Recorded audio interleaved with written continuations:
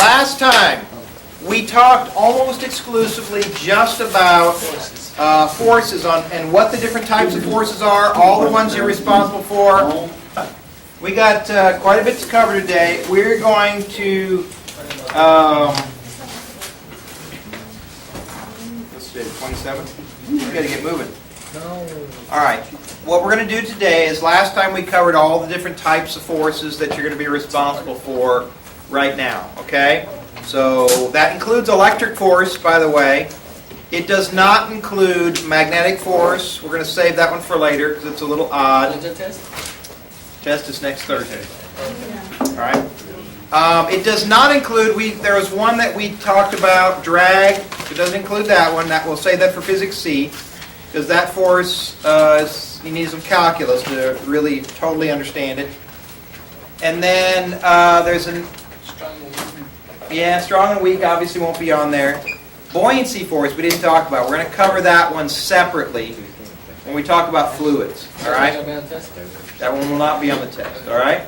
But the ones that will be on the test will obviously be weight, normal, tension, friction, gravity, electric force or electrostatic force, if you prefer. What did I miss? I don't even know what you're gravity, spring, tension, normal, friction, electric, weight, and... I said spring, right? No. Well, now you...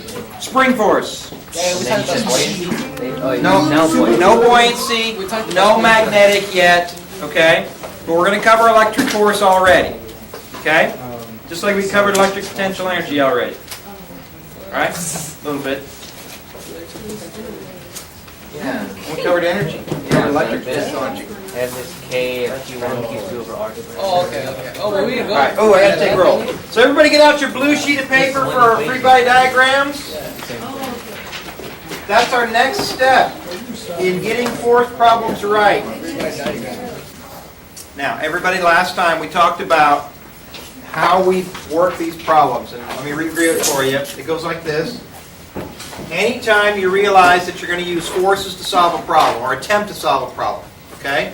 So far we have kinematics to solve problems. Okay, kinematics, if you have displacement, velocity, acceleration, time, if you have trajectory, motion of some kind or another, kinematics works great. If you have all those graphs, x, t, vt, at, all that's kinematics. Okay? All right, we also talked about energy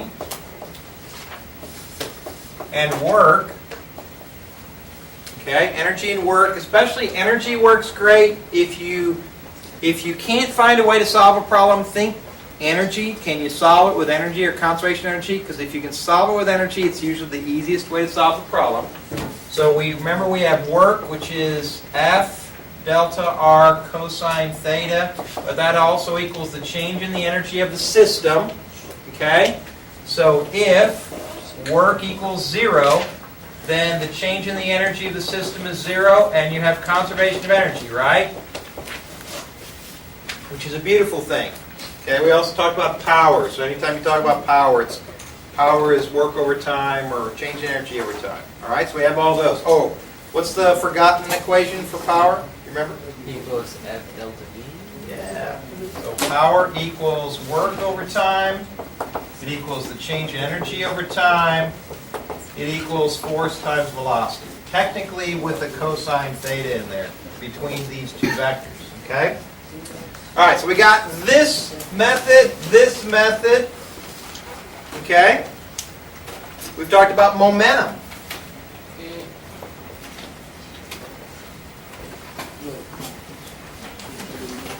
Impulse, momentum. Oh, I forgot one thing. If you ever see a graph like this, or you see a graph like this, what type of problem is it if it's a graph like this? This one. Force time. It's probably an impulse problem because remember that the area of this graph, what's the area equal? area equals impulse, and impulse equals the change in momentum, right? Okay, but what if you have this problem, or this graph shows up? What kind of problem is it probably? Probably work, because if you have some sort of graph, you know, whatever the graph looks like here, the area underneath this graph is equal to work.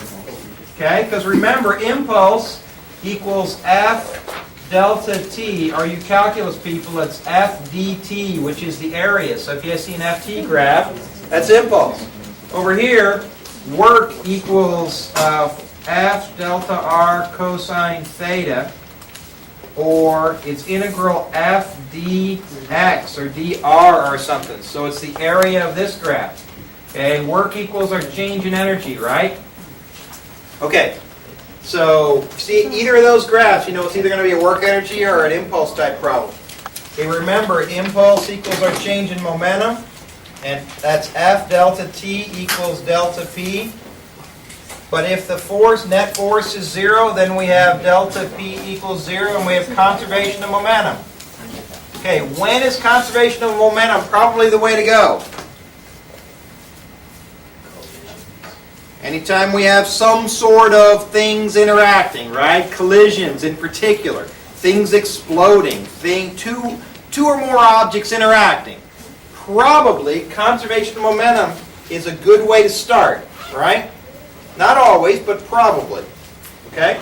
So we have these three, and we're adding to this toolbox, we're adding this F equals ma. So anytime we have a mechanics problem, okay?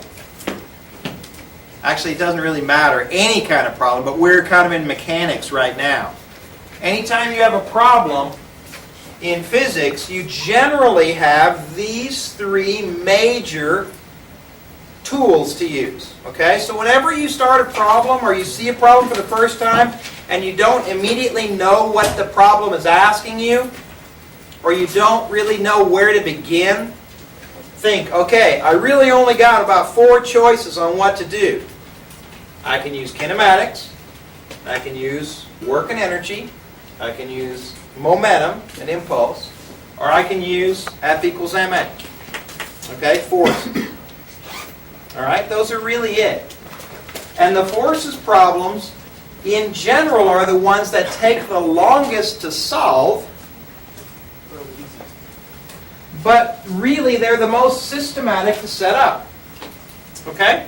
And whenever you have a problem that involves forces, and you think you're going to try and solve it with this, okay, F equals ma, that's the hard part right there. What the heck do you put in there? Because way, way back, if you took, well, we all took first year physics, okay? A lot of times that F was just one single force. But in most cases, in physics B, it's not a single force. It's several forces added together, and several forces that are at angles. And so you have different kinds of forces in there. It could be a spring force, and friction, and gravity, and an electric force all at one time. Okay? I'll give you a problem later when we review that'll have just about every force in it that's possible. Okay? And just to show you that you can set it up, it's no big deal. They all set up the same. Alright? And the way you set this up to figure out what the heck goes there is remember our steps. What's the very first thing we do? We talked about this last time. Free body diagram. Okay, you draw a free body diagram. Now remember, free body diagram is a simple picture. So in that handout I gave you to help you study what you absolutely have to know about forces, okay, I have some pictures in there of rockets and cows and stuff like that that have forces on them, right? Cows. Yeah, there's a cow in there. It's a nice looking cow too. But your artistic skill doesn't even matter. What? Oh, you got a cow. What the heck? Why do you randomly have a cow bracelet? All right. I had to pee. Somebody gave it So, if you don't have a cow bracelet that you can trace to make a cow, let's see, cow. Yeah, cow, cow, cow. Have a circle. What is that? It's a cow. What the heck? David. Can't you tell? Have the best See? friend of all. Oh, pretty A good. circle. That's a good cow. That's a bird. It's a smiley face that really sets it I off. would eat that. All right. And if you want to make it, you know, a longhorn, you can put longhorns on there if you like. Yeah. All right. Oh. And if you want to make it a female cow, you can. Let's take a press on more. It's just anatomy. Well, technically, every cow. Look, if you can't draw a cow, all right, draw a cow.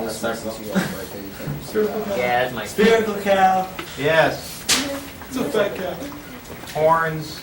All right, if you can't draw that cow, It's like a moldy jelly. draw a cow. All right, there's your cow.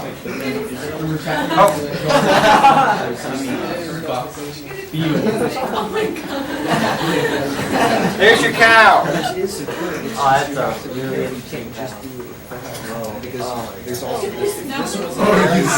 It's like those boxes. All right, look. If you can't draw a cow, All those gateway boxes. draw a cow. If you can't draw a cow, draw a cow. Wow. All right. Are you Now, in BMW. Physics B, we're talking only about translational physics. We're not doing any rotational stuff until we get to torque. And we get to torque, it's going to be a little different, okay? But we're only doing translational physics. So all we're concerned about is the displacement, velocity, acceleration of the object. Now, have you realized that when we've done trajectory motion problems and all that, we've always just talked about an object, and usually it's a ball or something, right? Flying through the air. It could be a person flying through the air, right? But when we talk about the velocity of the object, what about a gymnast? A gymnast runs along, does a flip through the air. The gymnast is supposed to go through a trajectory motion, a parabola, right? And they do. But what part of them goes through the parabola? Yeah, only this point, the center of mass or the center of gravity. You'll hear it called both ways. The center of mass of the object. That's it. This is the symbol for center of mass. Actually, I don't remember if it's that way or if it's the other way around. Oh, wow. Doesn't matter. I don't care. All right? It doesn't really matter. That's the center of mass symbol. Okay? It looks like the BMW symbol. All right? Now, that's the only point on the object that we're concerned about until we get to torque. All right? Because when you throw something through the air, only the center of mass goes through the trajectory. When we're talking about impulse and momentum, we're only talking about the velocity of the center of mass. When we're talking about work and energy, we're only talking about the work and the energy and the velocity, kinetic energy, of the motion of the center of the mass. That's it. Okay? To talk about the other points on the object requires more physics. In particular, it requires the idea of torque, which we'll talk about a little later. But we don't get into rotational motion until we get into physics C. So every free body diagram, whether it's a rocket, there you go, here's my rocket, or wait a minute, there's my rocket, right? You got an elevator with a person in it. On the scale. On the scale, like in our problem on the e-homework. Well, this could be the elevator, or the elevator and the person, or the elevator. We don't really care. So your picture just has to be a simple drawing. Now, when we get to torque, your picture needs to be approximately the appropriate shape of the object. We'll talk about that when we get there. But for right now, you can make all your free body diagrams just a dot if you want. It doesn't matter. So don't get psyched out by having to draw a nice picture. So, what else is required for our free body diagram? Well, free body diagram involves a simple picture where you draw only the forces attached to it. It's preferable if you draw your forces exiting away from the center of mass. It's a little bit easier to see. Okay, so like this cow will have a normal force and an mg, a weight. Okay? Something like that. All right? If the cow is on a bus, then there needs to be friction. causing the cow to go. You said butt. I almost said bust, but it kind of came out as butt. Well, it causes the cow's butt to move as well. That's correct. All right? Now, so that's all it is. Simple picture, forces only. Do not draw any other vectors. Now, if you want to draw the acceleration or velocities, draw them off to the side. Because the problem we have is that students will go, well, the cow is accelerating this way, but it had an initial velocity this way. And so what ends up happening is you get these arrows all confused and you don't build this part right here properly, okay? So don't ever draw these on the diagram. Draw them off to the side if you want. Acceleration this way, initial velocity this way, if you'd like, and then set up your coordinate system if you want to make that positive and that negative, or whichever you want to do, okay? All right, so step one, free body diagram. Step number two. Step number two is you have to answer this question. Is it accelerating or not? This is an exceedingly important step and mostly overlooked at first by students. It's very important because, look, F equals ma. If acceleration equals 0, what does that tell you? Does it mean there are no forces? No net. It could be no Net forces, forces are 0. but we just know that Net forces. the net force is 0. So that means that the sum of the forces add up to 0. That could mean that there are none, or it could mean that there are at least 2 that cancel. There could be 3 or 4 or 12 or a million, but they all cancel out. Right? And they can be in any direction. Putting all that pressure. So the net force adds up to 0. Now, if that's true, this means equilibrium. Okay? Equilibrium means this and this at the same time. But what does this mean? What are the two cases for acceleration equals 0? Constant velocity. Okay, velocity equals a constant, Or equal to 0. or velocity equals 0. Now technically, velocity equals 0 is a constant at 0. It just means, but it's easier for us usually to think of this as a separate case, because the object is sitting still at rest and not moving. Or, it's moving at a constant speed, okay? For instance, your car is sitting in a garage. Net force is 0, it's in equilibrium, acceleration is 0, it's at rest. Or, car going down the interstate in a straight line with cruise control on. Very nice. Not turning, because turning is an acceleration, right? And the wheels are perfectly inflated. That's right, it's perfectly inflated, so you take your hands off the steering wheel, it goes straight down the road. Yeah, down the road. No, down the hill it Off the accelerates. cliff So no change in speed, no change in direction. Okay?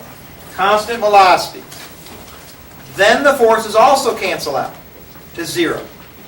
So it's interesting that moving like that or sitting still is exactly the same as far as this is concerned. Okay, there's no difference. It's equilibrium. All right? You will notice that, by the way, if you sit in a car that's at rest and you close your eyes, and then you sit in a car that's moving at a constant speed, close your eyes. Except for the sound, it's the exact same experience.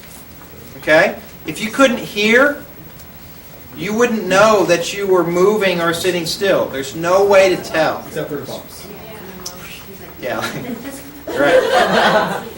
Going over the pavement. What is my car doing? That's right. It's an earthquake.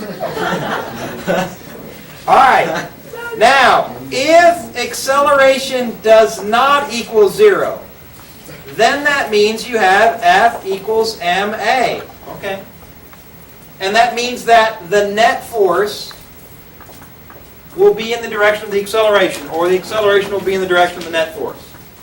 And the more massive the object is, the slower the acceleration. Okay? Okay. And that's it. Is it possible to be in equilibrium in one direction but not in equilibrium in another direction? Yeah. Sure, that happens all the time. For instance, you're in your car, you stomp on the gas, you accelerate forward, but you don't accelerate up or down, hopefully, Right. Whoa. right? So the forces in this direction, up and down, cancel. You're in equilibrium this way, but you're not in equilibrium this way. Now that's really important, because that brings us to step number 3. You pick your coordinate system, okay?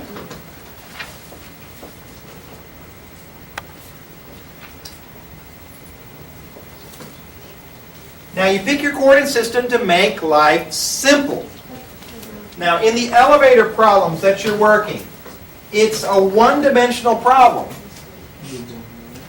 So you're going to pick either up or down as positive. Okay? But in a two-dimensional problem where you have different things going on, like for instance, what if you set something on an incline? And the object has wheels, so it rolls down the incline. Like your car, or a cow on roller skates. Okay? Like that. There's a cow. Wait a minute, cow. With a little tail.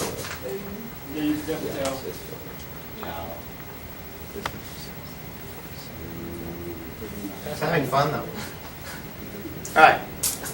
Or a cow on roller skates. Now, first thing, free body diagram.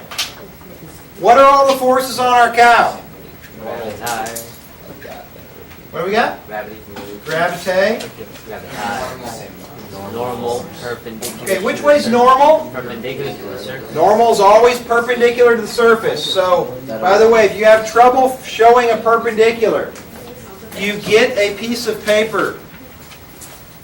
You set this on the surface, and that's perpendicular. All right? Now, you'll be surprised in the middle of a test when you're all psyched out and you want to draw a good free body diagram. That's a nice way to do it. Okay, so it's going to be that way, normal. Anything else? Well, are we assuming there is friction? Because, yeah, Okay, roller skates, there's going to be some. very little friction, but maybe some, so we'll put some this way. Just a little. All right, so, will the cow accelerate? Yeah. Probably. Which way? Downward. This way. Now I'm going to draw this off to the side. Now, here's the key. I pick my coordinate system to make life easy. If I pick my coordinate system to be like this, or worse yet, regular xy, with x this way, and then everything's moving this way, I have a bunch of negative numbers going on, right? So if I do this way, x and y, look what happens. Okay, this would be a y force here, correct? Gravity. Normal force is going to have some y force, and so is friction. Okay? And in the x direction, I'm going to have some friction, I'm going to have some normal, but no gravity. Right? But look at this. What about my acceleration? Is that x or y or both? It's both. That means I have to take my acceleration and split it up into components. And I have a sum of the forces in the x equals an ma, and a sum of the forces in the y equals ma, because it's not in equilibrium in either the x or the y direction. Okay. What happens if we pick a different, hopefully better, coordinate system? What if we pick this coordinate system that looks like this? Yeah. So this way and this way. All right? We call this one the parallel because it's really not really parallel to the plane. It's really, what's important, parallel to acceleration. And if this one's parallel to acceleration, this one's going to be perpendicular to the acceleration. So now look. That one's all parallel. That one's all perpendicular. And this is the only one I have to split up. But it's just one. But it's just one that I have to split up. But the real beauty of this is the sum of the forces in the parallel direction equal ma, which is that number. But what do the sum of the forces in the perpendicular direction add up to? Why 0? Wait. Yeah, by that plane. Because it's the perpendicular acceleration, but how much of my acceleration is perpendicular? None of it. None of it. So it's 0. That's key, because that makes life simple. It makes this problem really, this side here, really easy. It means all the forces this way and all the forces this way have to add up to 0. So this must equal this. Okay? And that makes life simple. You got it? Wait, so what equals what? So the normal force must equal this part of the gravity force. And so we'd have to use our theta here, our angle, to figure out what that is. Like this side would be force of gravity cosine of theta. So that one equals normal force. They have to be equal because they're the only two and they must cancel. All right? So it's important to decide, is there acceleration? And if there is, set up your coordinate system to make life simple. Set up your coordinate system so one of your axes is parallel to the acceleration. So you have an F equals ma in that direction, but in the perpendicular direction you always have F equals 0. Okay? Okay. Once you do that, step number 4, you build your F equals ma. For your two directions. Okay, your two coordinate directions. And then finally, by the time you get down to here, you solve it, but by then you've done all the hard work. All that's left is just some algebra. Okay? So that's it. Every force problem works the same way. That step. If you can go through those steps every time, if you can build a decent free body diagram, if you know the acceleration, and if you can set up your coordinate system, the rest is pretty much just algebra. Okay? So this is all the heavy lifting right here. So don't skip through these. Okay? Don't start writing down F equals ma until you've done the first 3 steps. Okay? And then life will be grand. Okay, do you have any one-dimensional problems that you're having issues with on your e-homework? Yes. Which one? 11. 11? Okay, this is e-homework problem number 11. What e-homework is this one? 13. 13, yeah. 13? All right, e-homework 13, problem number 11. There is an object here and another object here. They're on a table. There's a force this way. Call that force 1. There's a force this way. Call that force 2. Can you see that, Blue? All right, so what's they give you the mass here, mass 1 and mass 2. Yes. And then is there friction? No, frictionless. Surfaces. Frictionless, okay? Surfaces. Surfaceless? Wow. That would be a trick. They're levitating masses.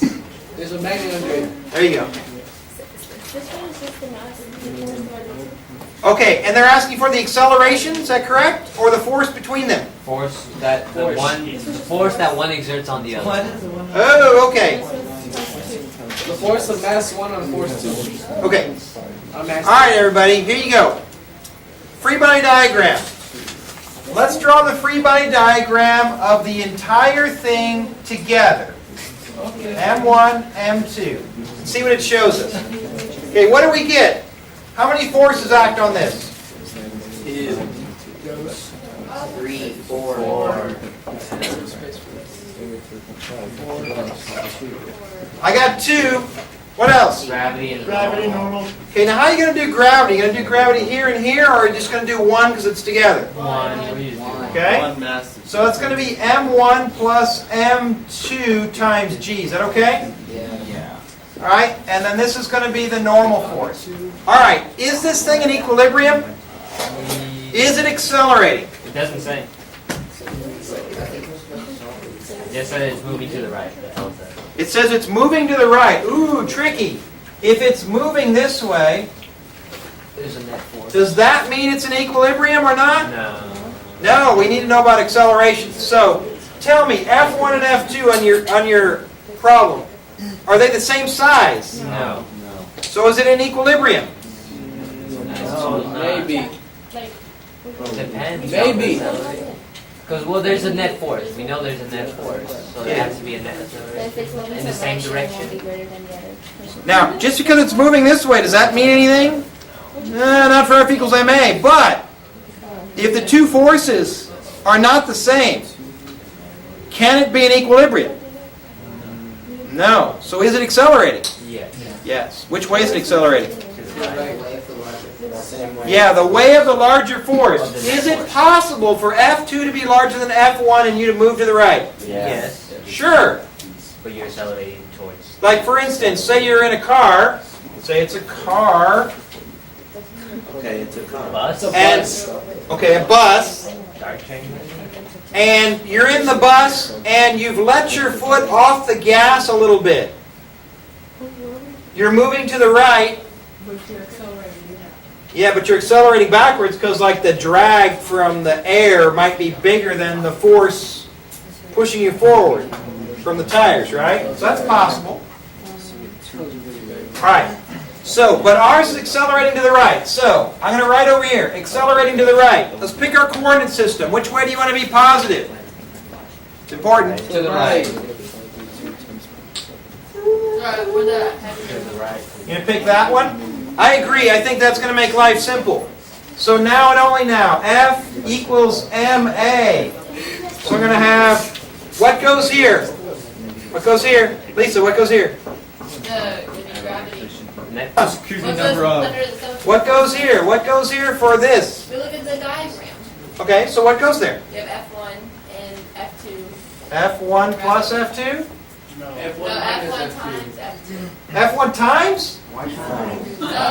Sum of the forces. What does sum mean? Add. Like some of them but not all of them? Add. Oh, let's not go that way. Very good. It means add them. Very nice. So like that? But F2 is negative. Oh, come on, Lisa. Work with me. I'm sorry, I slackened. You are slacking. This one. Here's how you always tell everybody. This one's to the right. So it's positive. We're calling to the right positive. Positive. This one's to the left. We're calling to the right positive. So that's negative. So I have a plus and a minus. Okay? Hey. Do I add the other ones in here too then? So I have plus normal minus MG. Well, either way, they would cancel. So you're not Okay. supposed to. Okay, this equation, everybody, this is very important. You need to decide what direction this equation is in. So I'm doing this for the x direction only. You can't mix your vectors. Remember vectors? Vectors don't mix well. Okay, you got to keep x vectors with x vectors and y vectors with y vectors. Okay? So this is only for x vectors. So do I only need to put the x mass in here? It's the same. Mass is Why is mass the same in both directions? because it's mass. It's constant. It's a scalar. Yeah, that's nonsensical, right? That's, or as a student used to say, it's impossible. It's impossible. It's impossible. Because mass has no direction. Mass is a scalar. Force is a vector. So vectors you have to keep separate. And right here you put x. Hey, so here's the deal. Did we find anything useful? What do we know? Nothing. We know this number. We know this number. We know this numbers. Ooh, I should put two masses in here, right? M2. I should put M1 plus M2. I know all those, so what did I find? Accelerate. I found the acceleration that's to the right. Yay, team. Are we looking for that? Yes. No, we want force. That's force. Oh, bummer. Force exerted on M2. Okay, now, everybody, On M2. let this be a lesson to you. Let this be a lesson to you. Is sometimes we set up a very nice equation, and it's totally correct. It just doesn't give us what we want. Okay? So, set it aside. We want to know the force in between. Okay, everybody? We can't find the force in between until we take the object and pull it apart. Because this one, which direction is M1 pushing on M2? Towards the right. To the right. This is the force from M1 on M2. What direction does M2 push on M1? To the left. To the left. F from M2 on M1. If I was to put those in this free body diagram, what would they do? Cancel. They would cancel because I would put the force from 1 on 2 and I'd put the force from 2 on 1. But one of them's positive and one of them's negative, and they're equal but always opposite in direction, so they're always going to cancel out. So the only way to find that force in between is to take our free body diagram and get rid of one of the forces. And the only way to do that is to take it apart. Does that make sense? Like for instance, in sports medicine, they might want to know what the stress and strain is on like your knee. Okay? Now, there's no way for them to find the stress or strain that's in your knee or the forces or whatever unless they take your leg off. Gross. Now, they don't literally take your leg off, but what they will do is, in order to find the forces that go on in this part of your body, they'll separate it from your body in a diagram. Theoretically. No, in reality. They're separated in the diagram. In reality. Well, theoretically, they're separated. So there's your leg, over there. Okay? It's a pirate man. And now what they can do is they can figure out what the forces are on that part of your leg. Okay? That's cool. Well, you'd have a problem too Is if... that what they hit it? Is it what they No, that's testing your reflexes. Let me give you a more practical example. If you become a civil engineer, it's going to be really important, say like if you build a bridge, that the forces in the bridge all cancel out so the bridge is stationary, right? Wouldn't that be a nice thing? To have the acceleration of the bridge equals 0, right? Which means all the forces in the bridge have to cancel out. That's a really cool thing. If you're an architect, that's very important. That the buildings you build, for the most part, don't move. All right? So, Gravitates upward. yeah. Now, buildings are made, if they're tall buildings or even smaller buildings, are made to flex some. Like a really tall building is made to blow in the breeze and sway back and forth. Okay? It's like if you get a chance, go to St. Louis, go on a windy day and go up in the arch. Oh, I did that. Yeah, you can feel the thing swaying back and forth in the breeze. It swings like about 6 inches either way while you're up there. I mean, you can really feel it. It's like, whoa, this is really weird. Kind of get seasick. All right. Yeah, timber. No. All right, so in order to decide how big these pieces need to be, they'll take a piece and pull the thing out and draw a free body diagram for it. Okay? So let's get practice. Everybody, I want you to draw the free body diagram for M1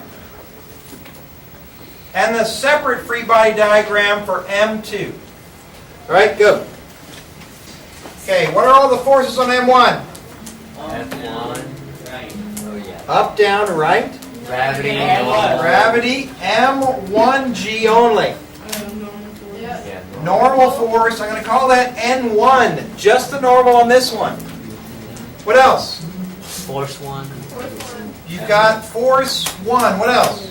And the force of M2 on them. Ah, this is the force from 2 on 1. All right, so what do we have over here? Same. Almost the same, right? M2G. You've got F2. You've got normal 2. But over here you've got F1 on M2. F1 on 2. Force from 1 on 2. And these two must be equal and opposite. Okay. Do these things have the same acceleration as before? As over here? Yeah. Yeah, so they're both still accelerating to the right. So tell me, how does N1 compare to MG1? They're equal. They must be equal. How does N2 compare to M2G? Equal. They're equal. How does F2 here compare to F12? It's great. It's Think less about than it. that. Think about it. don't I know. can't say. You don't have enough information. Yes, you They're do. opposite. You have enough information. What? Remember our step process. Free body diagram. Is it accelerating? Yeah. Which way? To the right. Just because I draw them separate in a picture, does that change the No, fact they're that they're still accelerating to the right? No. Yeah, but we're talking. They're still accelerating Yes. that way. Yes, but we're comparing force of F1 onto. Okay, we're So F1 is comparing greater these than two. F2. Yeah, What- F1 what is is bigger it? than F1 is, F2. F1 Yeah, two we is know greater that. Very good. This one has got to be bigger than this No, one. he's asking F force F1 on F2. No, this one and this one. How do they compare? That's what they're gonna have to see. He's just said those two. This one is bigger than this one, right? Yeah. Yeah. How do these two compare? They're The equal. same. How do these two compare? They're F1 is greater. F1 is greater. so F1 is greater than F2. Right? Because it's accelerating to the right. So F1 has to be bigger than this one. These two are the same. And this one has to be bigger than that one.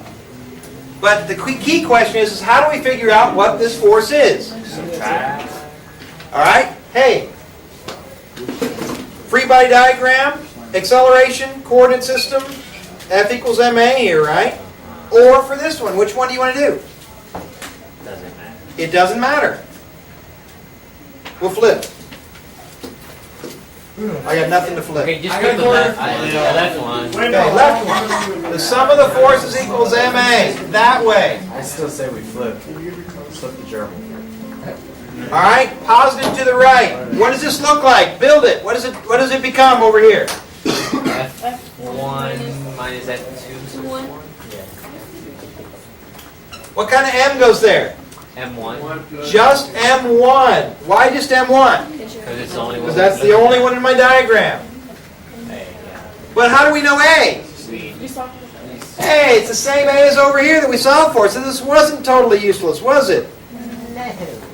Okay? All right. So now we know this. We know this. We have this from over there. So we can solve for the force in between. There you go.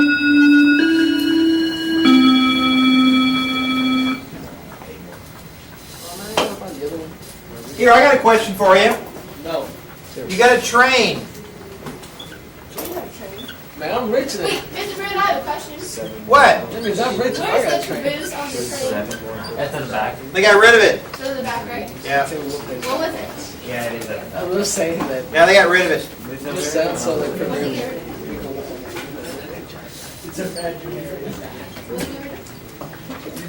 All right, here we go. Engine.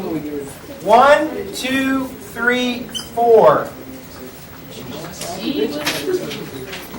Which linkage A, B, C, D is the most likely to break when the train takes off to the left and accelerates to the left? Hey. A. D. A. Where's the motor? I say Wait, A. which one?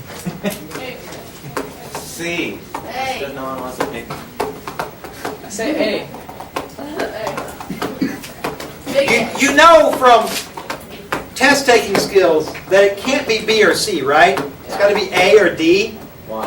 Yeah. Why can't it be B? Because I'm asking for which one is the most likely to break, right? Yeah. And those would be A. B. So I'm asking for an extreme condition, right? These are in the middle, so it's got to be this extreme or this extreme. A. That's C's an that's extreme. just A. A. Extreme middle. DXC. All right, now, everybody, is it accelerating? Yes. Are they all accelerating the same? Wait. Are you talking Whoa, about like... whoa, whoa. You're in a train and the train engine takes off and the cars don't accelerate the same rate? no, they are. Mr. Bro. Wrong! Colin is wrong! Mr. Bro. You should watch that new Denzel movie coming out. Mr. Bro. What? Like right when it starts or No, after it's already moving? it's moving. It's already moving? Yeah. Big D. It's all accelerating to the left. Which one of these has to accelerate the most mass? A has to say, yeah, because that's Because all A of is it. pulling all of them along, right? Right? Okay, here's an appropriate one. Say that you're drilling an oil well in the Gulf, And it bursts. and Okay, Go through my backpack. And BP comes by and sabotages you it. have to close the BP pipe. This was before they closed this person. Oh, I didn't do that. How they do okay, it? look, everybody, I'm looking. the thing floats, Stick with that. pipe goes down. Which part of this pipe has to support the most weight? The bottom. SPP. The bottom? None of it supports any weight. The top, very top of it, because said when it's you're in bottom. water, everything's weightless. Think of it this way. Right where it hits the ground. Say you're doing a chin-up. You put your arms up here like this, I can't. and you just hang from the chin-up bar. Yeah. I can do that. What part of your body This. supports the Your most shoulders. weight? Shoulders. It's actually your back. Your hands. Shoulders. Right by the bar. Because they hold That's the weight of falling the down. arm. They hold the weight of the arm and everything This else. one, I guess. Oh wait, you're talking about Do your feet feel a lot of strain when you're hanging from a chin-up bar? Yeah. Okay, now flip over and hang from the chin-up bar by your feet. Now do they experience some strain? Yes. How do you do that? You have to Look, get your feet your are- heels going. So it's just like whenever you're Yeah, side to side. I can set up. I think Alright. upside down. Off the side. So look, this part has to hold up all the weight, Is it also- where this part has to hold up only the weight below. But it's weightless. What are you talking about? No, it's not weightless. It's not Well, weightless. not weightless, but Wait, like, how are when you're you- scuba diving, you have all like gear on. You don't. Now, that Okay, is- wait, you're saying that the Now, pipe is hanging. It is true that when you're in water, you experience a buoyancy force. So the force is counterbalanced. The weight force is counterbalanced by the buoyancy force. That is true. You've all noticed that if you've ever tried to pick somebody up in water, piece of cake. You're like really strong, right? And as soon as you get them out of the water, you lose your superpowers. All right. So if the pipe is just hanging there, it's most likely to break here. Hanging. Okay, I thought you were talking about the pipe is just. No, no, no. How's that even? Pipe, pull If the it's water. just hanging there. All right. So there you go. We're going to do that a lot in this class, where we take a diagram or we take an object and we split part of it off so we can find the forces in it. And, oh wait, so we saw for F2. Wait. So like for instance, if we've got a pulley like this, which I think you have a problem like this. There's three of them. Not exactly. But there's only one of them. Oh, yours are static, right? There's only Yeah. So you probably got one like this, one. Yeah. Yes. all right, and this is hanging from the ceiling. Yeah. Okay. You want to know the tension in the pulley or in the rope, right? Where do you want to know the tension? Up top here or in this one? Top. What's that? Oh. This is reversed. This one in here? This is tension of the pull, of the thing holding the pulley up there. That one. All right, so here, everybody, look. If it's stationary and not moving, if I pull this part of it out, what are the forces on this block? Well, I'll give you one. Gravity. What's the other one? Okay, work with me. It's on your homework. Come on. Tension. Yeah. You have a tension. Which is If it's, is it accelerating? no, so it's equal. No. So these are equal. Tension's And that's how you just find the tension in that string. Okay, now, what does a pulley do? The pulley, if it's just sitting there, all it does is just change the direction of the force. Okay? However, look at this. If I pull this part out, what forces act on that pulley? both gravity and Okay, gravity if it has mass. What else? the tension. There's a tension over here, right? And the tension the other way. And there's a tension over here as well, because the rope wraps around. Okay, but Okay. the pulleys are massless according to this. So we- Okay, the pulleys are massless. Are massless imaginary pulleys of science. Okay? All right? We have another force, because is this in equilibrium? Yeah, it should be. It doesn't look like it. Oh, then there has to be a force on this. There's got to be a force up. That's a tension nerve. I'll just call it F, okay? Is that the tension? It's a tension, but it's a different tension than this one, right? Than that string. So tell me, how does this force up in this rope compared to the tensions here? It's the sum of those two tensions, If it's in equilibrium and not moving, which it isn't. that has to equal these two. That make sense? Yes. So, what if we have... Which other ones do we have? It's just the same as that. Oh, yeah. All right? Because it's what You got it? You see how pulleys work? So they're equal forces. What a pulley allows you to do is to have multiple forces. Let me show you another one. What if you have a pulley like this?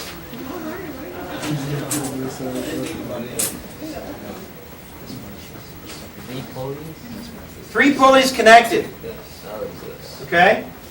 And so you have this, see, how do we do this? This is attached to the ceiling up here, all right? And you do this, let's see.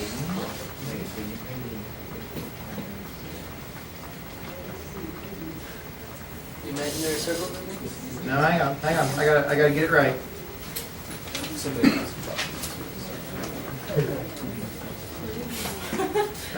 Crazy person. Light. Oh, I know what I'm doing wrong. Here, Another circle. I need another one down here.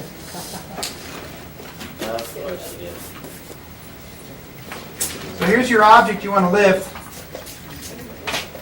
And here's what you do. You start it right there, I believe. Actually, I'll start it right here. The string goes around like this. And there's where you pull. Oh, wow. And is that and the way that the pulleys are attached to each other? Is it like a solid or is it a string or a rope? Okay, this, and this are all attached. Okay?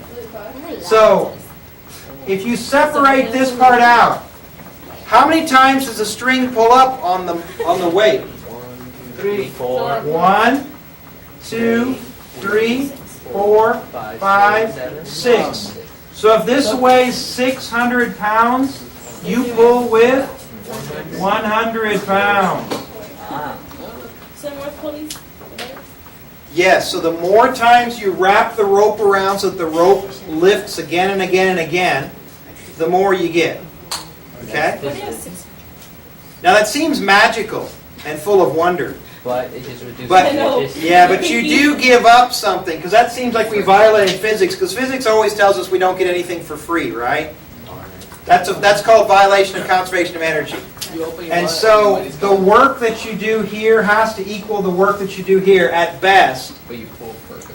Yeah, so it's force times distance, force times distance. What you get here is a small force, and they're and you have to move it through a large distance.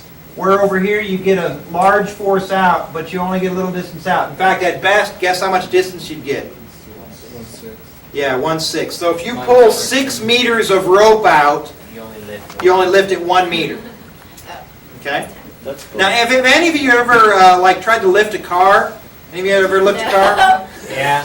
I mean, I picked Yeah, it up. with a jack, Yeah, right? I With just either a like- jack or one of these that spins like this, or the kind that you step on. There's different kinds. Or you just hulked up. So some of you have lifted a car, and you do it with a jack of some kind. If you have one of those that spins around like this, Or with our string. yeah, you spin, spin, spin, spin, spin, and the car lifts up, 1 inch, right? So you have to go a long distance before you get anything. You do the thing that. All right. Now let's talk about some of the other types of problems you'll get in your homework. 22? Yes. There is 22. 19. Got it. Oh, that's okay. There's also force, mass, origin. That's gravitational. That's not a big deal. Yeah. I Let's just go need to 22. 22. Yeah. Okay. There is a gravitational problem that looks like this. It's not that big a deal. There's like a mass here. There's a mass here, and there's a mass here, and it asks for what's the force on this one, I think. Just remember, you'll calculate your force of gravity from this one, And you'll calculate your force of gravity from this one. Now, what helps some students is if they color code these. So like one force from the one mass is one color. That's smart. It actually is, it's a really neat way to do that when you're first beginning how to do these. So the green gravity and what is that? The maroon gravity? Yes. We are also doing an inch. All right? You could coefficient. And they will add up to be a total. Don't forget you have to use your vectors to Pythagorize it and find the magnitude, right? And direction. Yeah, don't forget to Pythagorize it. Okay, so now let's talk about another type of problem that you're going to run into. All right, everybody. We're going to figure out these tensions. You ready? No. Okay. T1, T2, and T3. But that one, the one of them has two masses. Yeah, that's T3 is 100. The one has two masses. do that. Piece of cake. That one's easy. This one's easy? All right, tell me how to do it. I don't know. Is that 22? Okay, Step number one. Is that I just 22? got the answer. Yeah, but of course it's. Step number one. What's the Free very body first thing you always do? diagram. Free body diagram. Okay, which free body diagram? Do I draw the free body diagram for this one? Do I draw the free body diagram of this? Do I draw the free body diagram of this? Do I draw the free body diagram of just the strings? Strings, because we're on tension. Wait, what is it asking for? Well, we want tension. Good question. What is it asking for? Which What's the tension? in the cable? Tension on the strings, yeah. Which one? All of them? T1. There's just T1. It just wants to know T1. But the And first part, T2. yeah. And then the second Okay, if I want to find, so the question number one is what's T1 and question number two is what's T2. Do they care about what T3 is? No, there's no T3. Okay, if there's no T3, then do I care about this one here? No. I don't want to know this one because I don't care what T3 is. Will this one do me any good? No. Will this one do me any good? No. Not really, because I don't know what T3 is. So I'm down to this is the free body diagram I will use. I'm going to call this one the We know what you do. green one. Actually, let me redraw it. I have lots of colors.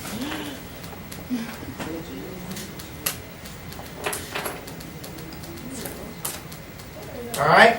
So I've got a tension out this way, T1, and I've got a tension out this way, T2. What else do I got? Anyone? Anyone? You got, Yeah, and it happens to be 100 newtons because I gave you the weight instead of the mass, right? Okay, that's step number one. You picked an appropriate free body diagram that's going to show you the things that you need to find, right? Okay, step number two. Is it accelerating? No, it's just hanging there, right? Hey, what does that mean? Equilibrium, which means what? Acceleration equals 0. Acceleration equals zero, which means what? Forward net force Delta delta. F. All the forces in this direction and this direction and any direction you pick add up to zero. So, what coordinate system do you want to pick? What? Coordinate system? Which one? Well, they give you the angle C.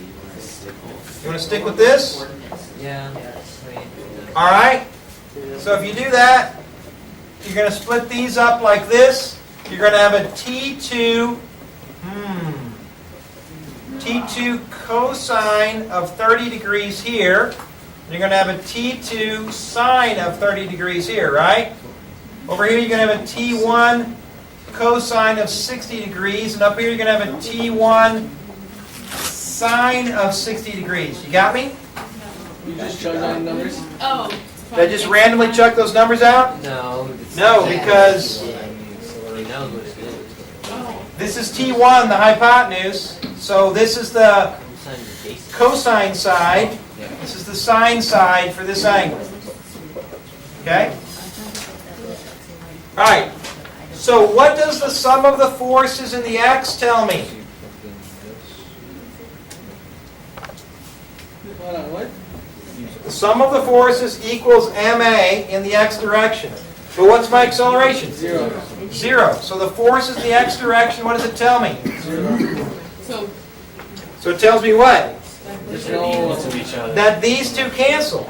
T1 cosine 60 equals T2 cosine 30. right? Hey, it also tells me something else.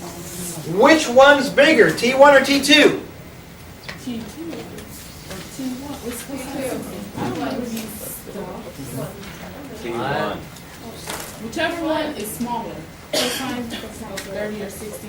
Most students are going to draw it the way I drew it.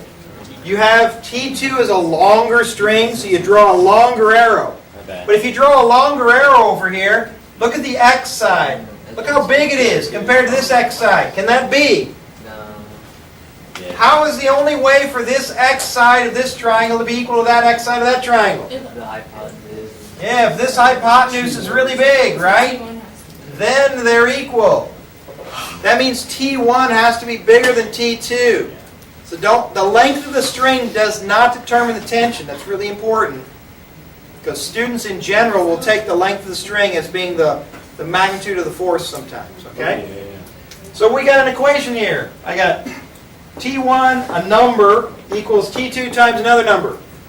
That's two unknowns. I need another equation. What's my other equation? T1 sine theta plus T2 Sum of the forces in the y equals 0. And what is it again?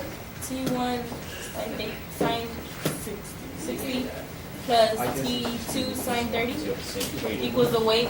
Equals the weight. Very nice. Because the two ups must equal the one down. And now we just have an ugly math problem, right? Two equations and two unknowns. Now I will show you a trick. You all ready? If, and only if, this is a right angle. If that's a right angle, there's a little trick. The trick is this. I can set my coordinate up like that. There's my coordinate system. Oh, yeah. Why is that a cool thing to do? They're all. Because now this one's all in that direction, this one's all in that direction, but this weight is not. What do I have to do with my weight? I have to split it up into that direction and that direction, right? But there's only one force that way and one force this way, which means that equals this, and that equals that. So it's a square of the. So this is, you got to find out that angle, and you can use sine and cosine to find out the different parts of the weight. But that only works if this angle up here is at 90. If it's not at 90, it doesn't do you any good. One thing, if the one up there is a 90, then that angle you did a circle has to be 90. No, never mind. 90, 90. No, it's equal to the other. This would be 60 here. Because I got a 60 here, right? All right. Now, your problem looks way more intimidating. It looks like this. You got a mass here, and a mass here, and a string here, and a string here, and a string here, and a string here, and a string here. Yes. And you're looking for the tension where? Right in here? Yeah. No, you're trying to find the mass of Give- 2. Oh, mass 2? Which one's This other one. The one on the right, yeah. But the strings are mass bigger than 2? Do they give you the weight of this one? M1, No. just M1. M1. Do they give you anything? 80. The tension is 89 on the string between the two. This is 89? It Oh. doesn't say what direction though. So it's a number. Say 100 newtons.